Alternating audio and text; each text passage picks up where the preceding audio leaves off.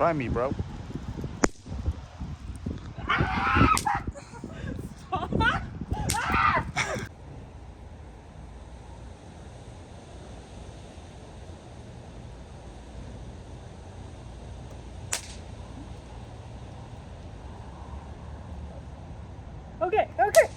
Okay, not right under my feet. Not right under my feet. Not right under my feet. Not right under my feet. Don't do it. Oh my god. Oh damn. And that didn't hurt? That didn't hurt? Ow! I did not give you permission. Ow! I didn't give you permission. It's in your hair. Ew. Come along.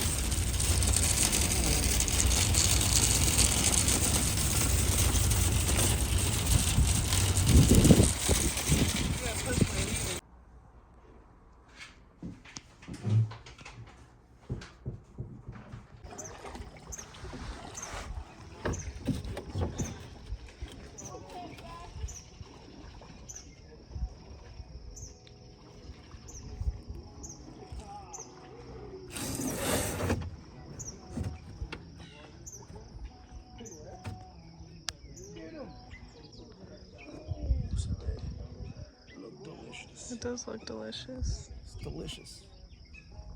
Yo, shout out to all my competitive bodybuilding bros, my peers, too many of you guys to name, and I'm fortunate for that, right? That it's like I'm gonna forget someone if I start naming off names, because you know what? I know while y'all do it, while y'all give me the props on the feed, a lot of that has to do with, basically y'all just knowing the shit we going through when we do this. It's something else, right? No matter how you cut it, it is something else. So to get that seal of approval, that acknowledgement from my peers, man, that hits good. Today, I wanted to make this kind of a deep thought sort of vlog. And I'll tell you guys a little. So basically, when I go out on these walks, I have not been able to do it for a number of reasons, which we'll get into in a little bit. I like to set my mind to clear, kind of like meditation style, be extra present. This is sounding so out there, but every step I take, man, just acknowledge the sensation of every step on your feet. And every step's a little different, right? Because the ground, right? There's a divot here, stepped on a crack. Sorry, Mom. The wind, the smell in the air. As you move your arms, it cutting through the air. Just really trying to reset myself to a state of stillness. And what I'll do is I'll try to stay there as long as I can, and not until, and then a thought will pop up in my head, and I'll try to reset it, and I'll do it again, and I'll do it again, and I'll do it again. And basically everything that just pops into my head, I look at it as something, okay, I need to address these things to regain a sense of calmness. So I gotta find a way to at least dedicate some time to this. Just going out, getting my steps in, clearing the mind, going through what's going on up here.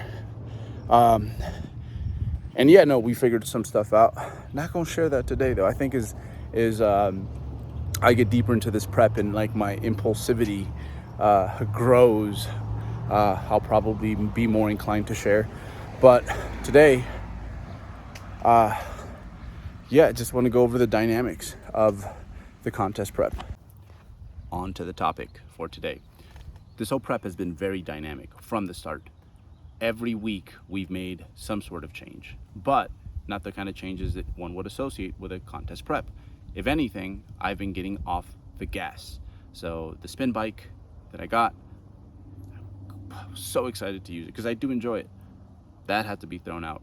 Same thing with my step counts. Had to get rid of those. And then finally, about 2.5 weeks ago, I decided that I'm not going to track my food. And that was something that I remember telling myself that this prep, I'm going to be extra precise with it. But the system is just, for me, it's antiquated. It's not dynamic enough. It doesn't take context into consideration. So think about it. I've reformulated my habits since like 1999. I think when I look at all my years spent tracking, probably when I total it all up, probably like 5-6 years of tracking. And then beyond that, 5-6 years of being able to track without tracking, right? You know, like kind of estimating or having some sort of baseline, like, you know, just routine in your daily menu, right? And then beyond that, like learning to taking all those skills that I learned before and being able to apply those to situations that are not my normal environment, right? Like when you improvise, like when you're eating out, vacation, things like that, right? So that's my background in regards to like understanding how things work, right? And how to get what I want from my body. And I guess the little, I guess, extra on top of this is the fact that I've been shredded and back many times. Like I know what it should feel like going from 180 to 175, from 175 to 170, from 165 to 160. And I know I can go back and I can, in my head, recollect when I made the right moves, when I did too much, when I did too little. And to me, from a dietary standpoint, honestly, I think it is probably, if you're interested in it, it's much easier to auto-regulate that side of things compared to training. Training's a little different. There's, I think, a much more, yeah, the margin of error is different. So, but when it comes to this, having a system that is more dynamic, like with a base structure for sure, is, I think, the best way for me to get there. And I know I'm gonna lose a lot of my more traditional bodybuilders, but a lot of the really good bodybuilders have done it this way. Marshall Johnson, one of my favorite bodybuilders, like he doesn't track, you know, he just portions out his foods. He kind of knows what that is. He knows what he's doing. He knows when he needs a little extra food, when he needs a little less food, when to push, right? When to hold, when to, if anything, scale it back some. And honestly, like last prep, I was the healthiest I've ever been. I didn't have any muscle for a number of reasons. We'll get into that some other time. But I kept all of it. And the recovery period was amazing as well. So it's just hard for me to go back to like one size fits all days sort of approach when it comes to intake, when there is so many layers to the situation. So I take my training into consideration, like where my recovery is, how physically active was I on that day. You know, it's going to be a great advantage for me. So I do think, though, that this sounds wacky and out of place, but I think that in 10 years, especially how quickly things are moving, I'm not going to be the only guy doing this, that a lot of competitive bodybuilders will prefer to kind of do it this way, have a system that is more dynamic. Of course, once they have that education that we went over, you know, the habits, the tracking, the learning to be flexible, the learning to read their own body, like being to their body fat goal and back. If you're interested in this, I think the best time to practice this is in the off season. It's like, hey, let me go through a cut without like micromanaging things and being more flexible, being more dynamic. So yeah, I'm not tracking. I won't track for the rest of this prep. We're just going to kind of wing it. Brief overview of how the system works. From Wednesday till Saturday, those are my low days. That's when I get after the fat. And those days, no tracking. My 2 high days, I do track. And I track those because I'm still not hungry. So I'm predisposed to kind of under eating. And honestly, I think the not tracking helps with that, because the clock's not ticking when you wake up. That scarcity mindset never really sets in with my food. You know, it's like, oh, when you take off 75 grams of carbs from your totals from the day, it's like, ooh, okay, all right, was that worth it? So that's thrown out. Makes it a lot easier up here. So those are my low days. I track the high days, and then Tuesday, which is My last high day, I have 3 high days. I honestly eat a high protein diet, and I kind of just eat how I want for that day. And if I were to estimate it, it's somewhere in between my low days, but a little bit closer to my high days. And it's really nice to just do that. It's really nice to just like, like kind of get in off-season mode again, and then restart the digging where I get a little bit more assertive. Low days tend to be somewhere between 2,500 calories all the way up to 3,000 calories. So somewhere in there. It's a game of like, how good am I feeling to strike on that day, given all the many moving parts. And then high days, those are going to be somewhere north of 3,500 calories, probably close to 4,000. And my just live day with my good habits in place is probably somewhere in the low 3,000s, I imagine. But yeah, I can't, it just felt antiquated, man, to track. It felt like I was beyond that, that it's going to suit me better to just observe what's going on and based off that, respond. I haven't done it this prep. Maybe I'll do it, who knows? But I think at some point I might even do a prep where I just don't weigh myself at all. We'll see. But of course, that's subject to change. Maybe I'll never do that, because the scale is honestly what keeps the system that I'm using, like it's a big influencer on like what I do. So we'll see, because I couldn't imagine doing this like 10 years ago, to be honest. But yeah, that's how we're living. So far so good. Everything's on schedule, and very important part of it, I am having a fantastic time. All right, the talking parts. Not much training footage this week. Wanted to update you guys on the pressing situation. Honestly, it's getting better. This next week, I get to make the jump up on both my incline and my flat pressing. So that's good. I just have to respect the reps in the tank that I approach this with. And if I do that, I think it's going to be slower, but I'm going to promote myself to the 115s, and then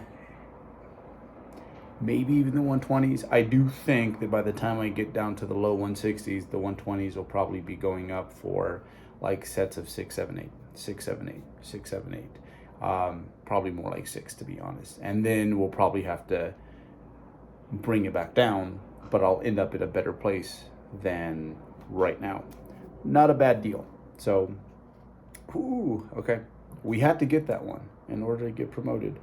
But yeah, training, still fun, still my favorite part of the day. I think I've had maybe 2 training sessions where I've felt like a little bit under the contest prep weather, but a lot of that had to do with the fact that I was still doing my cycling beforehand, and that would just like wear me out. So yeah, hasn't been a problem since, to be quite honest. Yeah, you feel a little different like when it comes to getting yourself rolling, but once I get that first working set in, it's like, oh, okay, my body's like, okay, I guess we're doing this thing again. Yeah, deload week this upcoming week, so I won't get much training footage, I think. If anything, I'll probably just maybe do more outside the gym type stuff. I have a lake day coming up, another one, and tell you what, like, to me, being in shape in the summer just makes me self-conscious. I feel like that D-bag dude that's been like waiting all year for this is my chance, right? And I feel more comfy in my off-season body, being out there. Yeah, you just feel stereotyped, But yeah, everything going well. Deload. This will probably happen, I'd say, about 2 to 3 weeks before I usually do them in the off season, and I think it'll stay at this frequency. So I expect deloads to come in like every 6, 7, 8 weeks. But man, all in all, like, feeling fantastic, and the hard part of anything right now has been like letting it come to me, because I know I can get there like this, and I just want to look like freaky all over like now, because It looks cool. It's enjoyable in its own way. But shows in late September, so I have to remember that as well. Yep, this month, I think the month of between the first week of May and June, well, here are my weigh-ins, and I think I've lost about like 3-4 pounds. And then between, I think, now and the end of July, probably another 5, another 3 in August. I'll be shredded come September, but I'll still depend on peak weeks. There's where all my fat is at. Look at that. Jeez. Yep. Pose and trunks. Now I'm not hiding anything. 100% honest lighting, pose and trunks. This is what we look like now. That's what we look like as of right now.